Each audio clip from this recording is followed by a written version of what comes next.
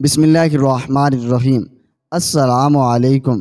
محل میں داسیوں کی کمی نہیں، اسے ایک بیوی کا پابند رہنے کی ضرورت نہیں۔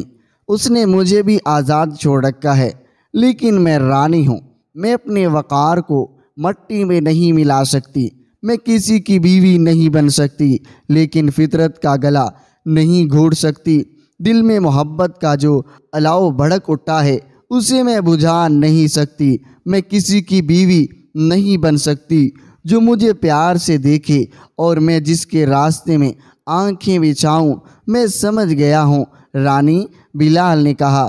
خدا کی قسم، تم نے میرے دل میں اپنا پیار پیدا کر لیا ہے، لیکن میں اجنبی مسافر ہوں، تمہارے وطن میں بے وطن ہوں۔ کیا ایک جلا وطن کے ساتھ تم یوں چھپ چھپ کر ملتی رہو گی؟ نہیں ماہی رانی نے جواب دیا، میں تمہیں اپنے ساتھ رکھوں گی رانی۔ بلال نے اسے اپنے قریب کرتے ہوئے کہا، اگر میں بے وطن نہ ہوتا تو تمہیں مسلمان بنا کر تمہارے ساتھ شادی کر لیتا۔ تم نے پھر مذہب کا نام لیا۔ مائی رانی نے کہا، نہ میں اپنا مذہب چھوڑوں گی، نہ تمہیں اپنا مذہب میں لانے کی کوشش کروں گی۔ ہم ایک دوسرے کی پوجا کریں گے۔ کہو بلال، قبول کرتے ہو؟ 6 سال بعد رمل کے راجہ نے راجہ دہر کے ملک پر حملہ کر دیا اور اس کے کچھ علاقے پر قبضہ کر کے آگے بڑھا۔ اس کے ساتھ ہاتھی بھی تھے۔ یہ سب نر ہاتھی تھے۔ انہیں بہت زیادہ اور بڑی قوی غذا کھلائی جاتی تھی، اسی لیے یہ مستی میں رہتے تھے۔ حملے کے لیے ان ہاتھیوں کو شراب پلا کر لایا گیا تھا۔ ہاتھیوں کے ساتھ رمل کے راجہ کی جو فوج تھی وہ اتنی زیادہ تھی، راجہ دہر گھبرا گیا اور اس کی فوج اتنے بڑے لشکر کا مقابلہ نہیں کر سکتی تھی۔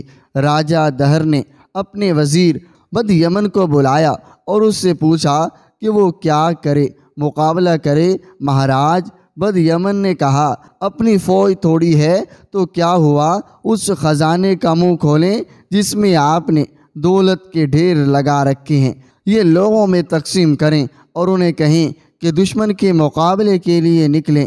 بہادری سے لڑنے والوں کے لیے انعام مقرر کریں، رعایا کو لڑنے کا تجربہ نہیں۔ راجہ دہر نے کہا، اناڑی لوگ دشمن کے آگے ٹھہر نہیں سکیں گے، پھر دشمن کے ساتھ صلح کر لیں۔ وزیر بد یمن نے کہا، اس سے بہتر موت نہیں۔ وزیر نے کہا، ہمارا دشمن صلح کی نہ جانے کتنی قیمت اور نہ جانے کیا قیمت مانگ بیٹھے۔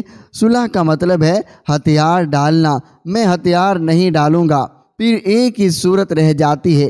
بد یمن نے کہا، مہاراج، عرب کے جن مسلمانوں کو پناہ دے کر اپنے ملک میں آباد کیا تھا، انہیں لڑنے پر راضی کریں، لیکن ان کی تعداد صرف 500 ہے۔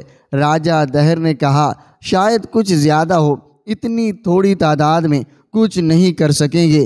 مہاراج بد یمن نے کہا، عربوں کو آپ نہیں جانتے، یہ اس قوم کے آدمی ہیں جس نے فارسیوں اور رومیوں کو شکست پر شکست دے کر ان کی جنگی طاقت ختم کر ڈالی ہے۔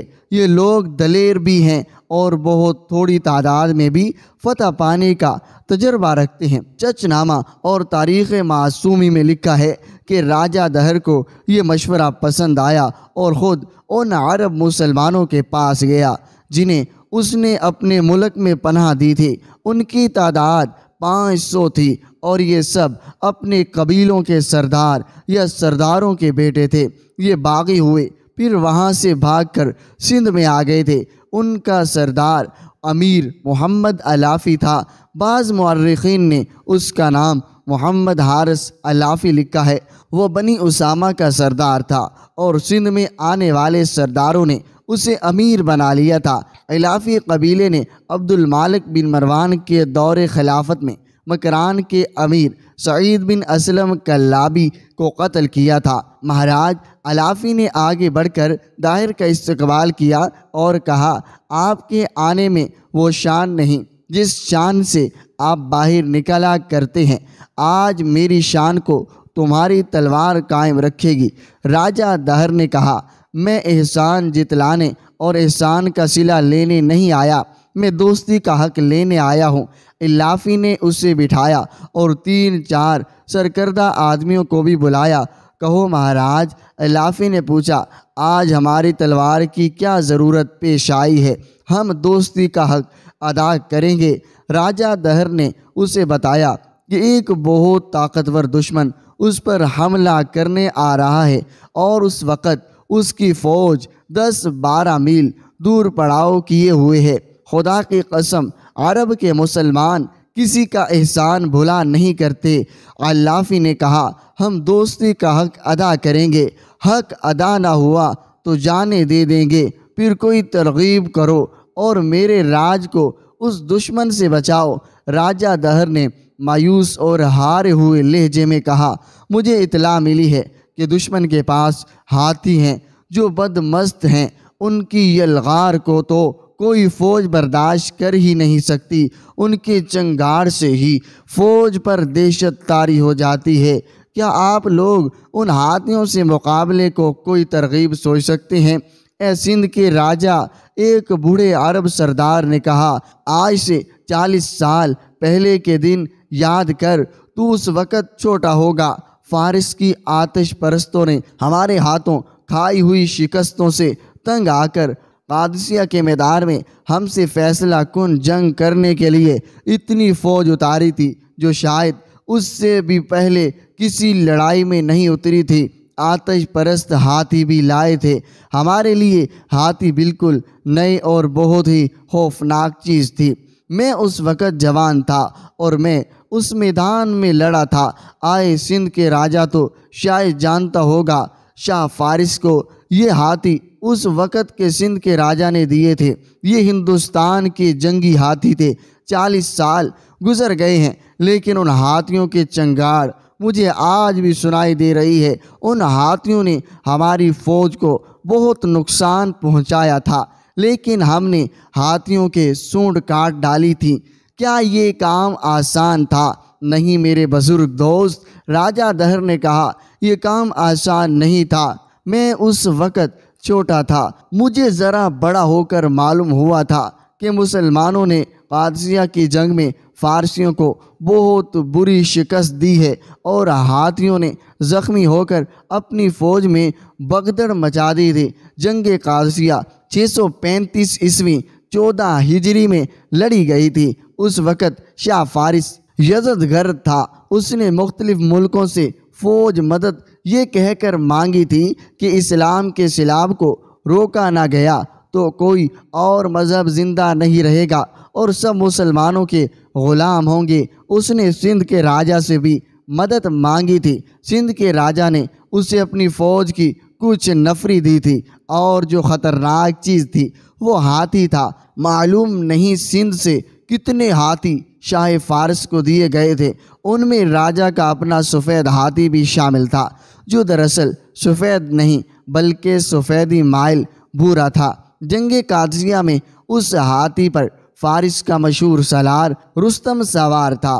وہ مسلمانوں کے ہاتھوں مارا گیا تھا، اس لیے تمہارے پاس آیا ہوں۔ راجہ دہر نے کہا، ہاتھیوں کا مقابلہ تم ہی کر سکتے ہو، میں نے تمہاری مدد کی تھی، تم میری مدد کرو، ہم مدد کو پہنچیں گے۔ اللافی نے کہا، ہم اپنے اللہ پر بھروسہ ہے، ہاتھی انشاءاللہ میدان میں آئیں گے ہی نہیں۔ ہم میں لڑنے کے قابل جتنے بھی آدمی ہیں وہ لڑیں گے۔ آپ ہمیں تھوڑی سی فوج دے دیں، باقی فوج کو آپ ابھی ادھر روانہ کر دیں جدھر دشمن پڑاؤ کیے ہوئے ہے۔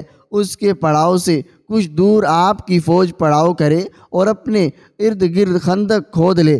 مجھے اپنے 500 سوار دے دیں، باقی میرے اپنے سوار ہوں گے۔ اس کے بعد جو ہوگا وہ آپ کا دشمن بھی دیکھے گا اور آپ بھی دیکھ لینا۔ پھر جو ہوا وہ عرب کے مسلمانوں کی عسکری روایت کے مطابق ہوا۔ صرف سندھ کے راجہ دہر اور اس کے دشمن ہی نہ دیکھا بلکہ تاریخ نے دیکھا، اور آج تک تاریخ ساری دنیا کو دکھا رہی ہے۔ ہوا یہ کہ محمد حارث اللافی کی ہدایت کے مطابق راجہ دہر نے اپنی فوج کے 500 سوار اس کے حوالے کر دیے۔ اللافی نے ان مسلمان سوار شامل